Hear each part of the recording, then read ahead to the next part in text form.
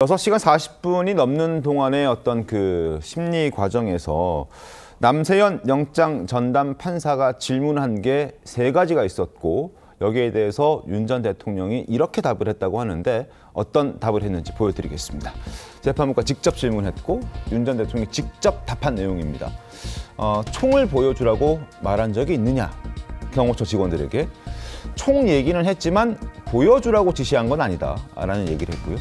비화폰 삭제와 관련해서 지시한 게 맞느냐라는 질문에는 보완 조치를 하라고 한 게 다소 왜곡된 것이다. 삭제하라고 지시한 적 없다라는 취지로 답변을 했습니다. 그리고 사후 선포문과 관련해서 강희구 부속실장과 어떤 대화를 나눴느냐, 이 삭제하라고 했냐, 폐기하라고 했냐, 아니면 어떤 얘기를 했냐 이런 걸 물어봤는데 그런 얘기 전혀 한 적 없고, 나중에 이게 어떻게 됐냐라고 추후에 물어봤더니 한덕수 전 총리의 지시를 받고 폐기했다라는 보고를 받았다라는 이야기만 했습니다.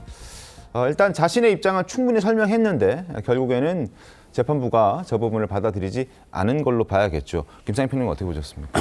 저런 이야기를 받아들이기가 어렵죠. 자기 이익을 위해서 한 발언인데 네. 그런 발언들이 그러면은 객관적으로 인정이 될 수 있느냐, 상황을 따져본다면 네.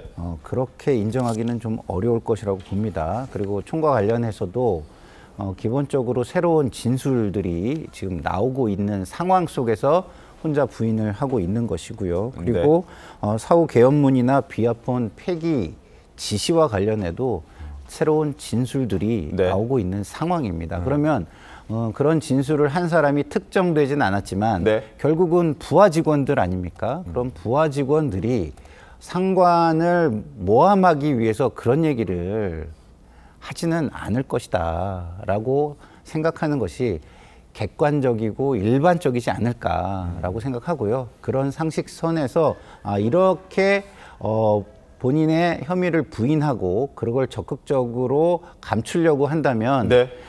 말맞추기나 증거인멸의 위험이 있다라고 판단했을 것으로 보입니다. 그렇군요.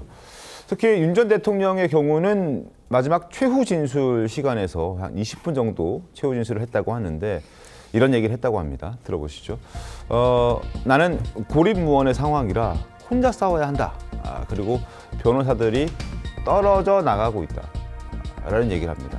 고립무원, 혼자 싸워야 하고 자신을 법적으로 조력해 줄 수 있는 변호사들도 지금 떨어져 나가고 있다. 양지인 변호사님, 뭐 어떻게 보셨습니까?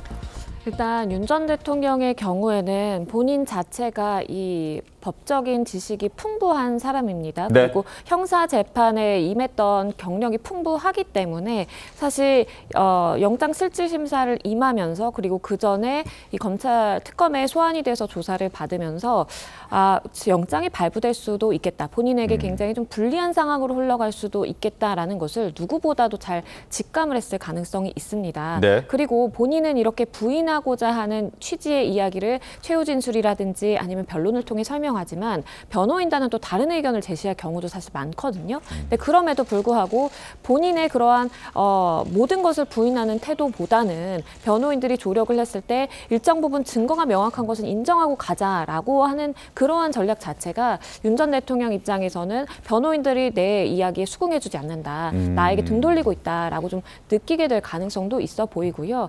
영장 실질 심사에 들어가는 그때의 모습과 또 나오면서도 표정을 보면 사실 굉장히 좀 무거운 표정이었어요. 네. 그 자체가 본인이 어쨌든 이러한 법적인 결과 내지는 영장 발부에 대해서 좀 조금은 직감했다라는 생각도 듭니다.